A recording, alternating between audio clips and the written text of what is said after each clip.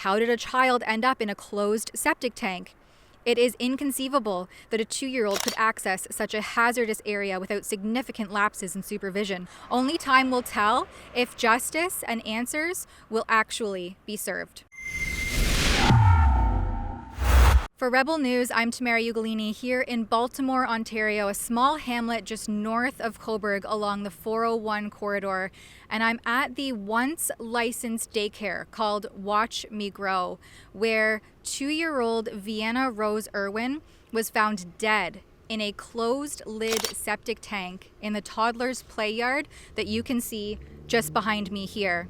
It's been over a year and a half that the family has been seeking justice for Vienna through various social media platforms, sticker and signage campaigns. But the OPP, who was responsible and tasked with investigating this case, has just released that they've closed the investigation and no charges will be laid after the untimely death of Vienna. The community has started a GoFundMe for a private investigator that has far surpassed the initial $16,000 asked and has now been increased to $40,000 and sits at almost $30,000 in donations, stating, "We know someone knows something and we will not take this for an answer," referring to the fact that this will probably become a cold case unless more action is demanded. Vienna deserves justice and her parents demand the truth, it says. An update reads that this money will be used for lawyers for civil suits, hopefully more legal action, and an investigator, as the OPP were unable to come to a solid conclusion of how Vienna Rose died in the septic tank at daycare. A petition has also been launched calling on the OPP to reopen the investigation into Vienna's death, reiterating questions around things like, how did a child end up in a closed septic tank? It is inconceivable that a 2-year-old could access such a hazardous area without significant lapses in supervision.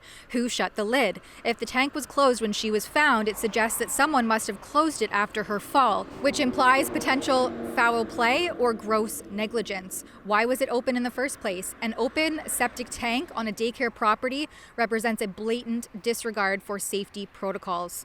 At the very least, the daycare provider should be held accountable for negligence. The lack of charges implies a tolerance for substandard safety measures in environments entrusted with the care of our children.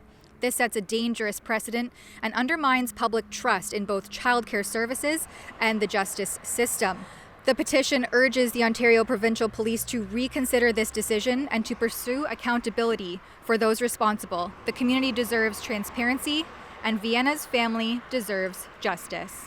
As first broken by today's Northumberland, I can confirm for you that the investigation has concluded, said Sergeant Rob Simpson from OPP Corporate Communications Bureau. With all of the advocacy efforts that the community, with the support of Vienna's parents, Clay and Claire Irwin, have undertaken, only time will tell if justice and answers will actually be served. For Rebel News in Baltimore, Ontario, I'm Tamara Ugolini. We've previously filed access to information requests to find out more about the septic tank and who was responsible for inspecting it.